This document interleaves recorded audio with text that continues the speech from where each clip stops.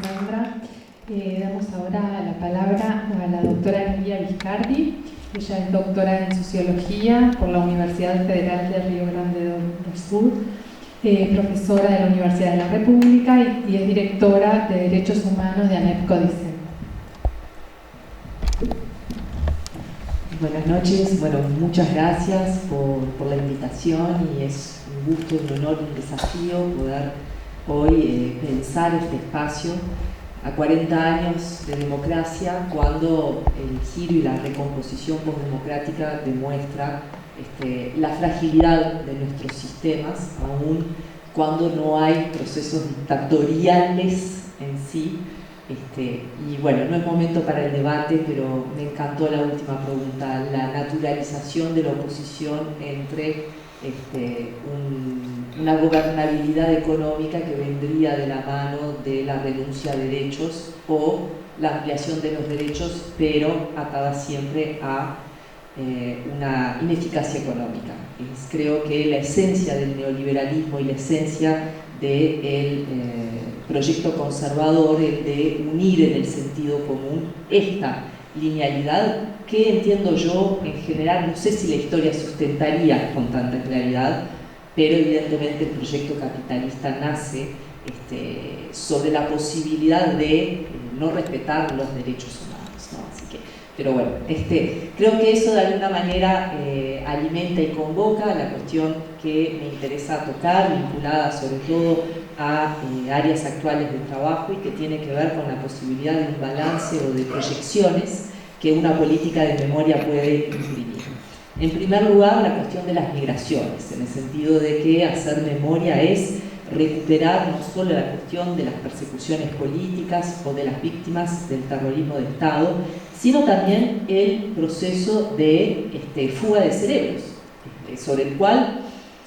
tenemos muy poca documentación cuando en relación concretamente a las migraciones forzadas, ¿sí?, que tocaron muy especialmente a una parte de estudiantes, docentes, profesores universitarios. Tenemos enorme dificultad para responder a algunas preguntas. Por ejemplo, desde la mirada de género,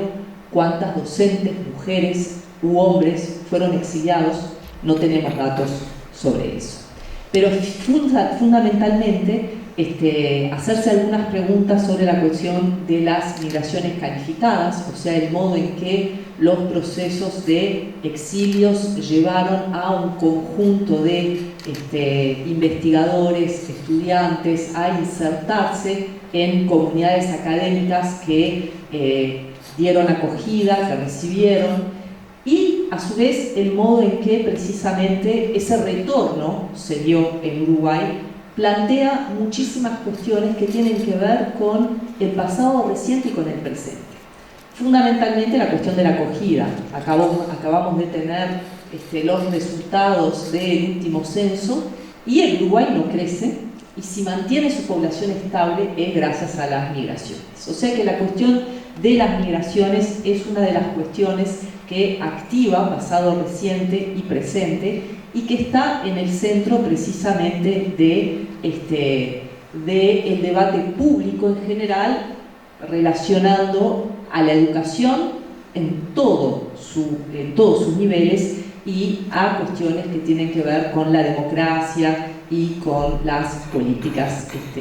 de ciencia y tecnología. La cuestión de la transferencia de conocimiento en sí, de alguna manera, bueno, cómo este proceso, por un lado, modificó completamente algunas estructuras a nivel educativo, de magisterio, de enseñanza, porque afectó, la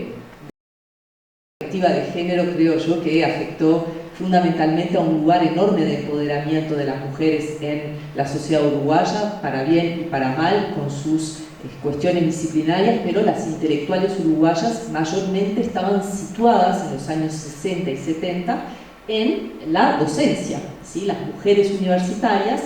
estudiantes en su mayoría, pero muy pocos, porque la universidad no era un espacio aún feminizado. El espacio feminizado, por definición, era el magisterio, la docencia. Cambió evidentemente los recursos humanos, la formación, las líneas de larga duración, Fue muy duro para las mujeres porque por cuestiones de mercado de empleo y de trabajo fue difícil para ellas, mucho más que para sus pares, aún digamos con iguales formaciones, sostener sus carreras en los lugares a donde llegaron, fueran estos, como en el caso del proyecto sobre cartografía de migraciones y hospitalidad en América Latina, dentro del programa regional Francia-América Latina, que trabajamos junto con Brasil y con Francia, donde de alguna manera hacemos una cartografía de los movimientos de exilio y un análisis de la mirada respecto de los movimientos de, especialmente, digamos, de migrantes calificados universitarios, hombres y mujeres. Y es interesante resaltar que la dimensión de la persecución a los intelectuales es una dimensión que es patrimonio de todos los autoritarismos a nivel mundial, ¿sí? Así como probablemente las políticas de recepción y de acogida que tampoco son universales en los países que tradicionalmente las tienen. Francia típicamente ha sido un país que ha recibido, protegido en los años 70 a muchos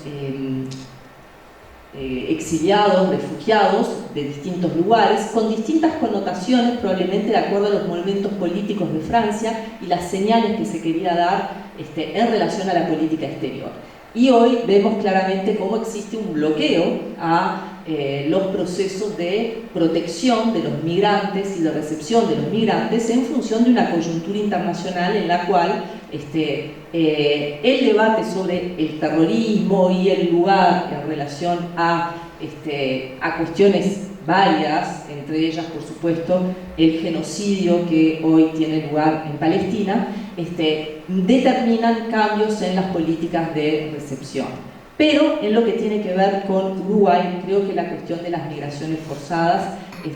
nos ayuda a repensarnos y a pensar justamente cómo estamos recibiendo nosotros a diferentes estudiantes que hoy tienen esta característica, sobre todo, no tanto de ser, bueno, hay migraciones políticas, hay migraciones económicas, pero que tenemos muy poco pensados en términos de dispositivos de recepción, de protección y de protección de trayectorias. Esto, y tiene que ver con la reflexión sobre los autoritarismos, por supuesto nos interpela como país que tiene muy pocas políticas de diversidad, como país que ha negado, no solamente durante mucho tiempo, la violencia de género, basta saber o recordar lo que, digamos, las mujeres han evidenciado, y es la dificultad, por ejemplo, de asumir para las mujeres que estuvieron presas la violencia sexual y los componentes de violencia sexual como una operación específica que se hizo sobre las mujeres privadas de libertad y que les llevó mucho tiempo denunciar, ¿sí? Que probablemente pudieron denunciar después que los feminismos y los movimientos de género pudieron dar una mirada de género sobre los procesos relatados que mayormente no tenían esta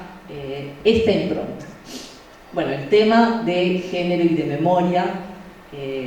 la relación entre política, género y memoria, tan difícil de poner a la luz precisamente porque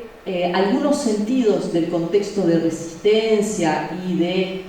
radicalización de los diferentes sectores políticos en los años 70, en los cuales muchas mujeres se involucraron, y evidentemente hoy la condena de la violencia, que por supuesto suscribimos, pero que hace muy difícil explicar el involucramiento en algunas acciones y que silencia muchas veces a las mujeres, para las cuales las nociones de maternidad y el rechazo que genera el hecho de reconocer la participación en alguna acción política determina un silenciamiento, porque estas mujeres evidentemente contrarrestaron algunos mandatos de género y hoy aún tienen dificultades para expresar su relato y así recuperarse la democracia. Estos procesos, de alguna manera, en los análisis de mujeres calificadas, vemos cómo se triangulan los procesos de exilio y en el retorno distintas dificultades, las diferencias de género en los procesos de violencia, las diferencias para verbalizarlo, las diferencias siempre de alguna manera que pesan mucho más sobre las mujeres para insertarse en diferentes contextos locales y en instituciones universitarias, y a nivel del retorno la enorme digamos, dificultad en las distintas instituciones, pero particularmente en la Universidad de la República. Piensen ustedes que las políticas de género tienen apenas 20 años y se ha dado en los últimos tiempos un proceso que tiende hacia la igualdad, pero cuando muchas mujeres que habían hecho sus estudios en el exterior retornaban en un contexto que es el que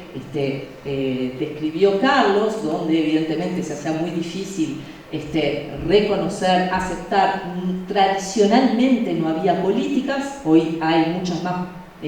miradas a estas políticas desde el espacio de ciencia y tecnología, no existían, pero eso caló en una gran desigualdad. Aparte, por supuesto, de que en general en el retorno, como en cualquier proceso de migración forzada, digamos, el que lidera el retorno es el hombre. Las mujeres solas, en general,